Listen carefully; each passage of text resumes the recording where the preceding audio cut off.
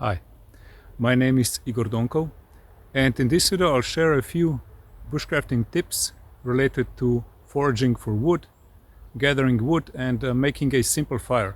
These are a couple of things that I learned in the recent years and maybe you find it useful. First, just to provide a little bit of context of where I am. Right now I'm in the urban forest area. It's near the city where I live. Just 2 days ago there were heavy rains, so the environment is quite wet and moist, and it will be a little bit of a challenge to find some dry woods, but let's try. One of the things I would recommend is to avoid wood and sticks that are basically on the ground, because they collect all the moisture from the ground and they will not be burning well. And we also avoid old dead branches, which in this case we can see it's already falling apart and it's covered with moss, so this is also something we don't want. One of the things we could use are also dead trees, which are usually dry. It could be good for starting a fire because we can make some sticks out of it. So I'll use my small open saw for this.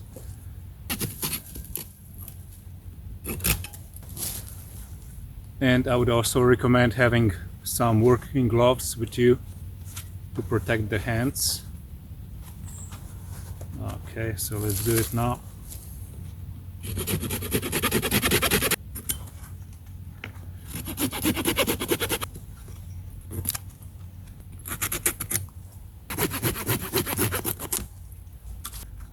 So now I gathered a few sticks which are quite dry and we'll be using them to start a fire. And one more thing that I would recommend is having with you a small carrying pouch, so we can put the wood inside of it and we don't have to place it on the ground where it could get wet, so just carry a little pouch. Another good source of relatively dry wood can be dry branches, broken down branches from the trees, or in this case it's a small tree that has been broken down and it's not too old, and because if it's too old the wood also decomposes and it's not good, but this one looks still relatively stiff and we'll try to use it.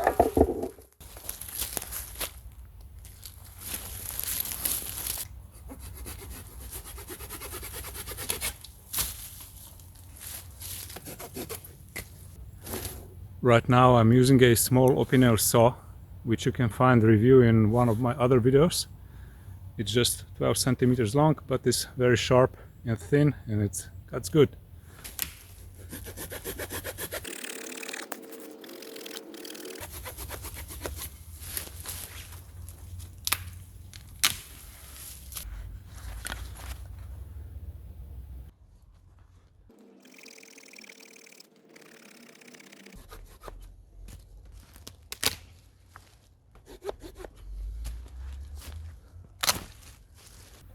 One of the potential issues with these sticks and branches is that they're a bit moist on the outside because of the recent rain and the wet environment, but inside they're dry.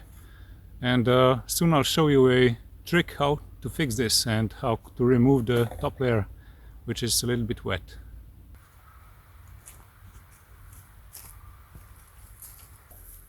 Here is another dead tree which I could use. And sometimes you can find like remains of work in the woods, and usually they remove branches from the trees and throw them on heaps. So you could also use these ones, but these are some old recordings, so today this is not useful for me. I just include some footage what we could also use. Here's another dead tree which I could use, but as I quickly checked, it's been here a long time and the wood is no longer appropriate for burning. Now here are a few more dead branches hanging from this tree and they seem quite solid, so I'll use them to to gather some more wood.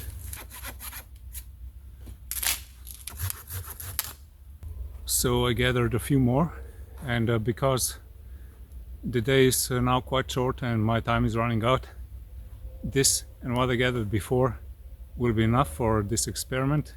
And now let's make a fire.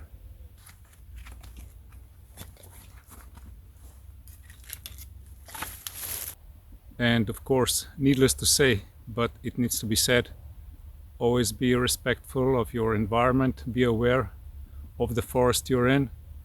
Take care if you make a fire, always make it safely so you don't burn the forest down. Have a clear space, and today here it's moist and wet, so there should be no issues, and I can easily make a little bit of fire here.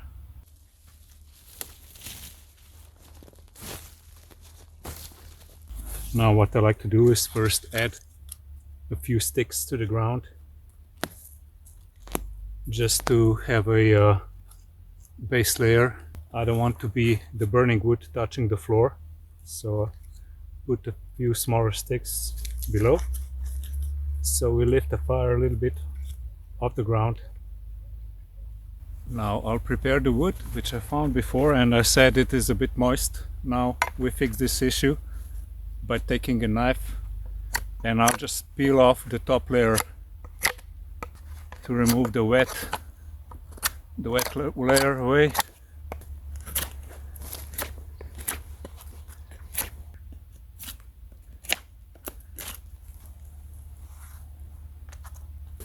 And I also need to break a few sticks apart. I'll do this by batoning. Take a knife, place it on the stick you want to break apart, and just use another branch to hit on it. This way I'll be breaking apart a few sticks, and which are very dry inside, and they will be able to catch a fire. In my instance, I'm using the Soloniak Sika 130, a full tang knife by Soloniak, which is very good for things like this. It has a wide steel, it's 4 millimeters, so it's good to split woods, and it's also a robust knife and good for batoning.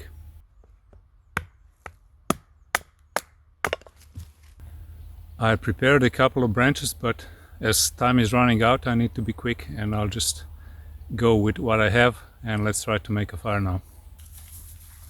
Here I have a couple of tools that I use, and right here I recommend having a fire starting material, which in my case are these wax infused cardboard. It's sold in a store as a grill, as a fire starting material, and it's very good. It helps a lot to, especially to start a fire, because it burns well and it catches fire on the wood.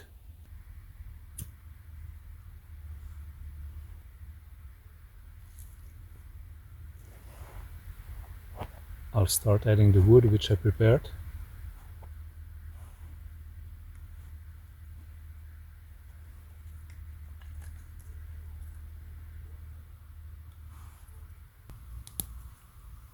We can already see that the wood started to catch the fire. Now we can add a little bit more. It's all easy from now on. We just wait a little bit so the wood catches fire a bit more, and then we can start adding larger branches on it.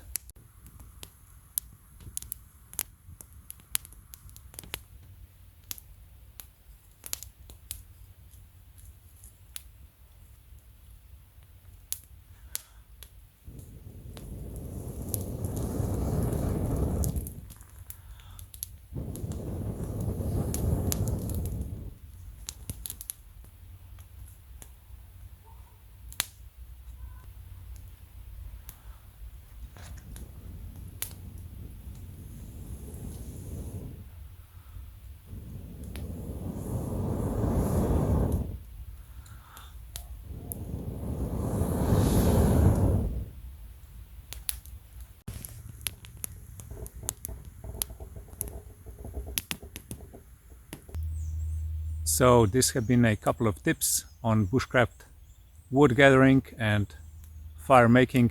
I hope you liked the video and you learned something new. If you did, please click like, comment and subscribe for future videos. Bye.